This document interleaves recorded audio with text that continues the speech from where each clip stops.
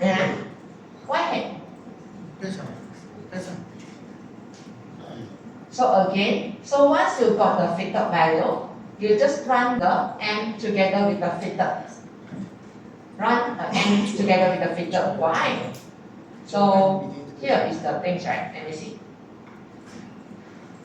So original, you get the y, first step, first stage now, y on the I and G together with the constant, right? To get the proxy. Because the original one, the original is which one, yeah? The original, this one, okay? This is the original one. Not this one, sorry. I need to do it again. Yeah, this is the original one.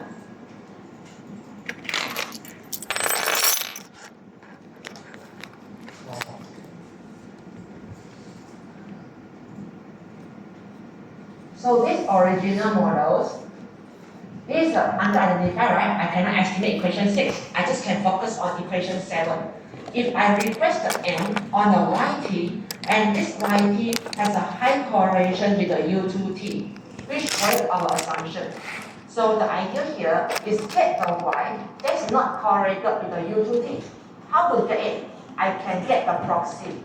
So how to get this proxy is you run the y on the I and G, which are the two independent variables here, which is no correlation with the m. So I and G, not with the m, because the m has a correlation, right? So just I and G, and m is my dependent variable. I cannot estimate together with that. I just choose the exogenous variable, which are the predetermined variable, I and G. So I and G, this is my regression, and this is my result. Because this is the regression, I get the y hat. The y hat, the proxy, the y hat. In order to get the y hat, I need to just now follow the step, right? Get the y hat is after you run that y on the I and G, go to view and then go to the fitted value, right?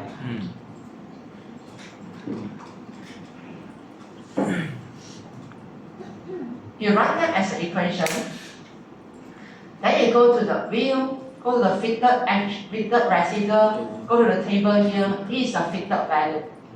So once you got the fitted value, this is your y hat. So that's why I copy and then go to that new empty group edit series. Just place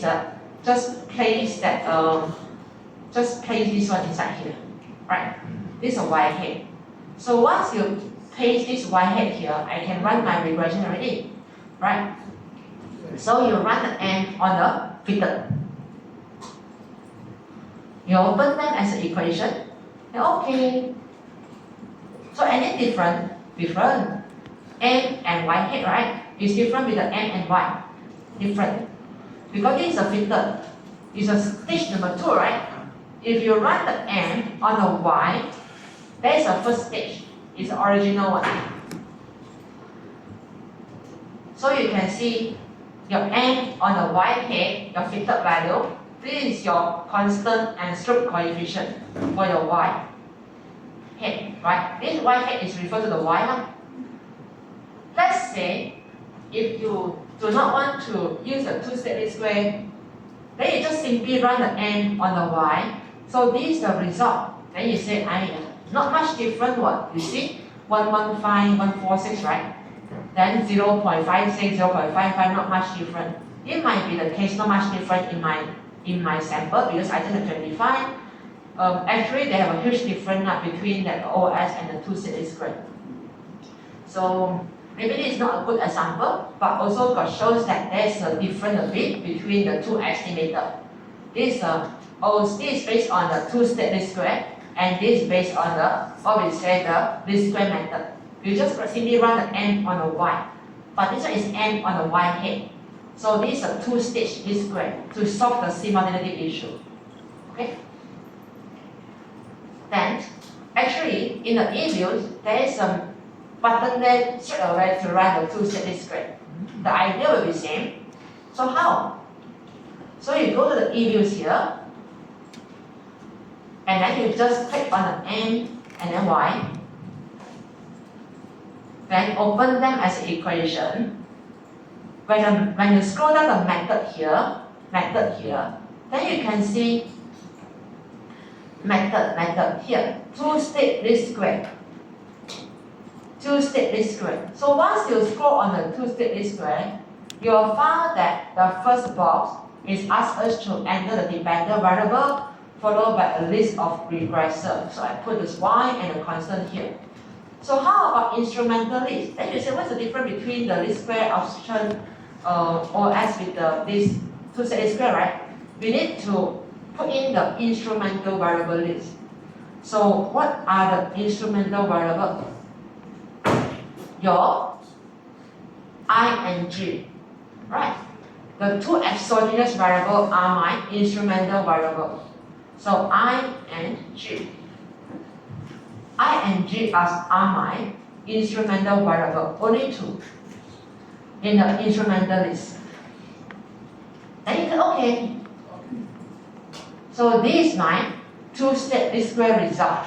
It will be exactly similar like your result. Will be similar with you're using the two-state ideas. Now you run the y on the C and I. You run the y on the G and I. After that, get the y head and then we run again. It's similar. Same.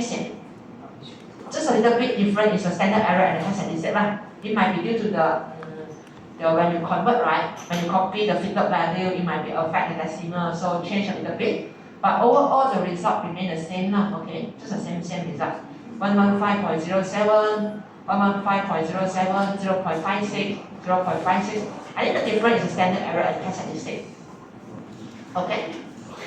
So there is a things like. So you can see a little bit different, but actually it's maybe in this case different, but not always the case lah. Okay, so we understand that the two-state least square will be better than the simple OS because especially the large sample will be better. Why? Because you're going to produce us the unbiased estimate and also consistent estimate from our parameters. So that's why because of this idea that the two variables here, n and y, might be have a feedback relationship in this situation. Yeah, that is the case. Any questions so far? So far so good, right? Finish the chapter. Yeah.